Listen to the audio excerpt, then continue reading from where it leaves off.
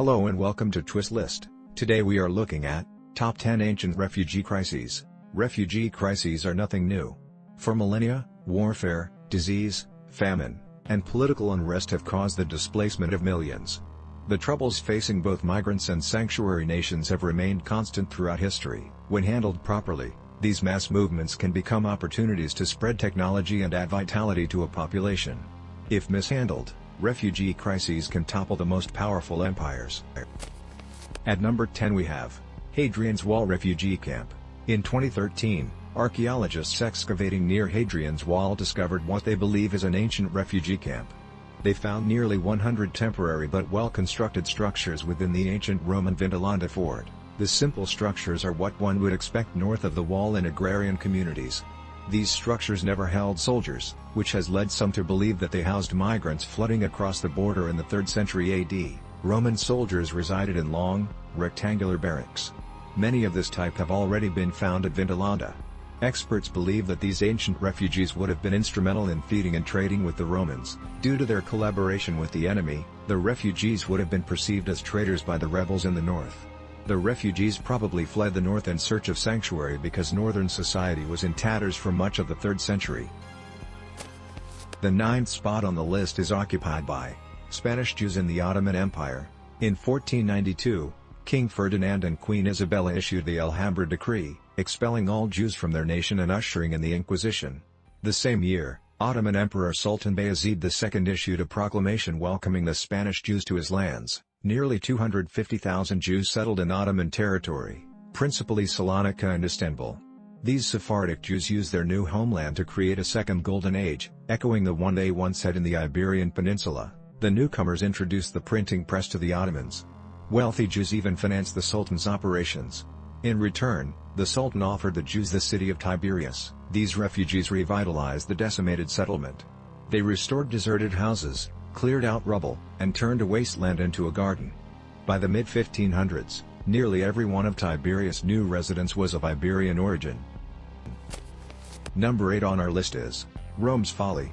In the 4th century AD, the Roman Empire faced a refugee crisis.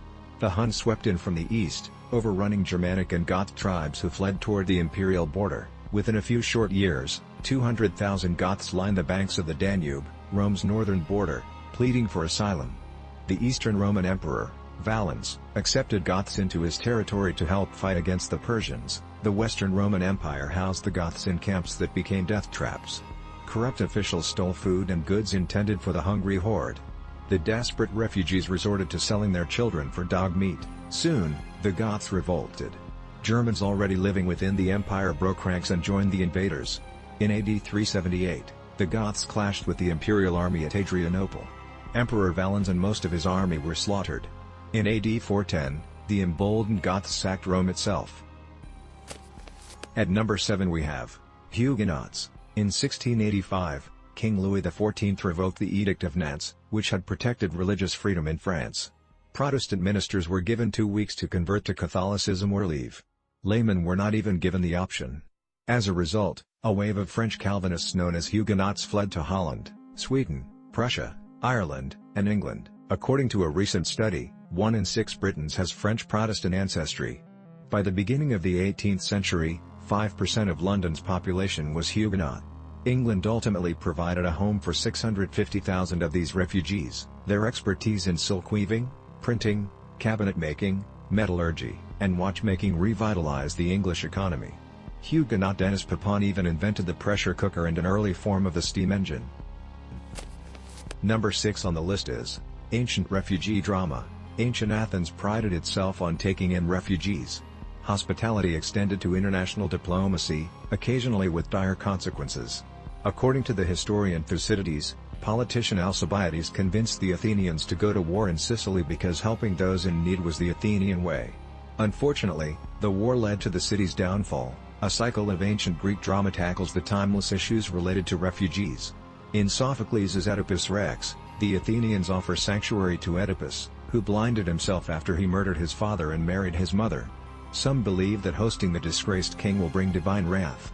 However, hospitality prevails and the spirit of grateful Oedipus forever guards the city.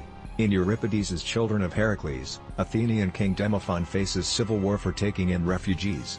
Ultimately, patronage to the downtrodden wins out in this highly political play, which was sure to stir ancient Athenian souls. The fifth spot on the list is occupied by Silk Road refugees. Of all the people who traveled the Silk Road, refugees were the most influential. Technologies proliferated with the movement of populations fleeing political crises and war. Glassmaking spread from the Islamic world, and paper came from China. Rulers of oasis kingdoms around the Taklamakan Desert fostered tolerance, accepting refugees from around the ancient world and allowing religious freedom. Buddhism, Judaism, Islam, Zoroastrianism, Manichaeism, and Christianity thrived in harmony in these ancient trade kingdoms. The 1006 Islamic conquest of the Buddhist kingdom of Xinjiang led to a mass migration of refugees. It not only brought about a dramatic realignment of religion, it also radically altered the linguistic landscape. Khotanese, Gandhari, and Tocharian became dead languages within a generation. Uyghur, which replaced them, can still be heard in the region to this day. Further down the Silk Road, the refugees were sure to find sanctuary. Fostering tolerance and accepting migrants was simply good business. Number 4 on the list is the Sea Peoples.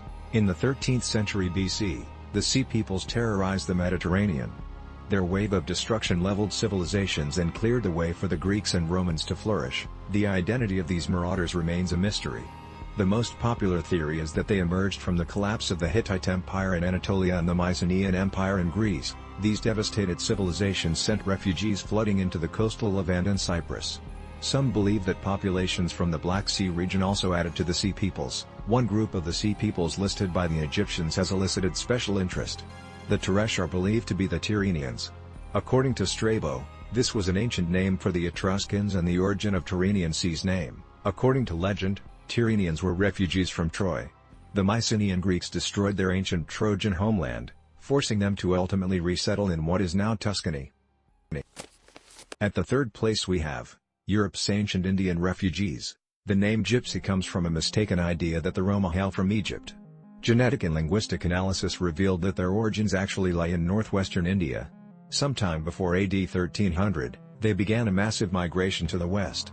Considered outsiders due to their strange customs, they were dubbed untouchables or Stingani in Byzantium. This label has stuck with them in many European tongues. Roma linguist Ian Hancock believes that his ancestors left India in the 11th century after Mahmud of Ghazna's invasions. The Hindu rulers raised an army to defend against the Islamic incursions. After their defeat, the Hindu POWs became the Roma. Most were craftsmen in the military camps. The Roma have been esteemed for centuries as blacksmiths and musicians. In AD 1038, the Ottomans defeated the Ghaznavids and liberated the Roma. During this period, their identity and language crystallized. As the Ottomans spread into Europe, the Roma followed. At the second spot is Pilgrims. In 1607, a band of religious refugees set out from England in search of a new land. Today, we call them Pilgrims. In 1593, several separatists, as they referred to themselves, were hanged for their unorthodox religious views. They wanted to simplify ritual and align dogma more with the New Testament. Most importantly, they loathed the marriage of religion and political power in the English monarchy. As a result, they were seen as a direct threat to the crown. In 1620, after years of roving, the Pilgrims landed on Cape Cod and established the first permanent settlement of Europeans at Plymouth Colony. They had first sought sanctuary in the Netherlands, where they remained for a decade. A combination of economic hardships and linguistic chauvinism caused them to seek greener pastures across the Atlantic. More than half of these religious refugees died during the first year due to starvation and inadequate shelter. And finally, at number 1, Beni Israel.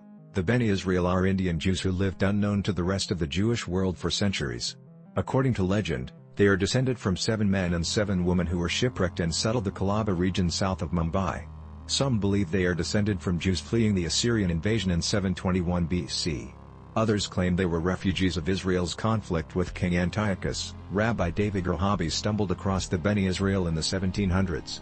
He was flabbergasted to discover that they maintained Jewish tradition like the recitation of the Shema prayer. Cochin Jews from India's southwestern coast sent rabbis and teachers to draw the Beni Israel into the fold. Genetic studies reveal that the Beni Israel descended from Middle Eastern Jews who settled the region between 600 and 1000 years ago, later than previously imagined. Their maternal DNA suggests that migrating Jewish men married local women. Thanks for watching. If you enjoyed this video and would like to see more, then please hit the subscribe button.